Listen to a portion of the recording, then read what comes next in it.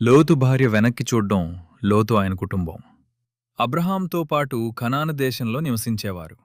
ఒకరోజు అబ్రహాము, మన పశువులన్నిటికి సరిపడేంత ప్రాంతం ఇక్కడ లేదు, మనమిద్దరం విడిపోదాము, నువ్వు ఒక ప్రక్కకు వెళ్తే నేను మరో ప్రక్కకు వెళ్తాను అని లోతుతో చెప్పాడు.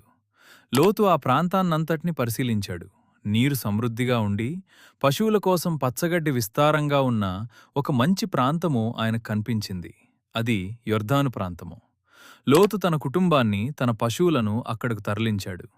వాళ్ళు చివరకు సొదొమ పట్టణంలో నివసించడం ప్రారంభించారు. సొదొమ ప్రజలు చాలా చెడ్డవారు. మంచివాడైన లోతు వాళ్లను చూసి ఎంతో కలవరపడ్డాడు. దేవుడు కూడా వాళ్లను చూసి కలతపడ్డాడు.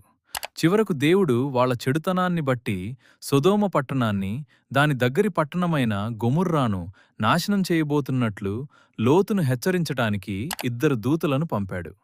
దూతలు లోతుతో, త్వరపడు, నీ భార్యను, నీ 2 కుమార్తెలను తీసుకొని ఇక్కడ నుండి పారిపో అని చెప్పారు.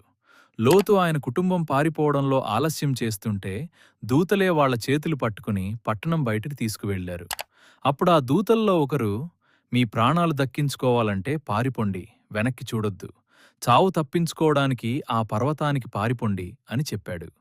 లోతు ఆయన కుమార్తెలు ఆ మాటలకు లోబడి సొదొమ నుండి పారిపోయారు. వారు ఒక్క క్షణం కూడా ఆగలేదు, వెనక్కి చూడలేదు. కాని లోతు భార్య మాత్రం అవిధేయత చూపించింది. వాళ్ళు సొదొమ నుండి కొంత దూరం వెళ్లిన తర్వాత ఆమె ఆగి వెనక్కి చూసింది. అప్పుడు ఆమె ఉప్పు స్తంభమైంది. చిత్రంలో ఆమె మీకు కనిపిస్తోందా? దీన్నుండి మనం ఒక మంచి పాఠం నేర్చుకోవచ్చు.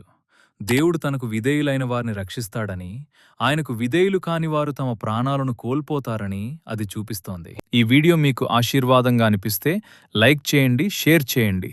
మరిన్ని ఆత్మీయ సందేశాల కోసం సబ్స్క్రైబ్ చేయండి. దేవుడు మిమ్మల్ని సమృద్ధిగా ఆశీర్వదించును.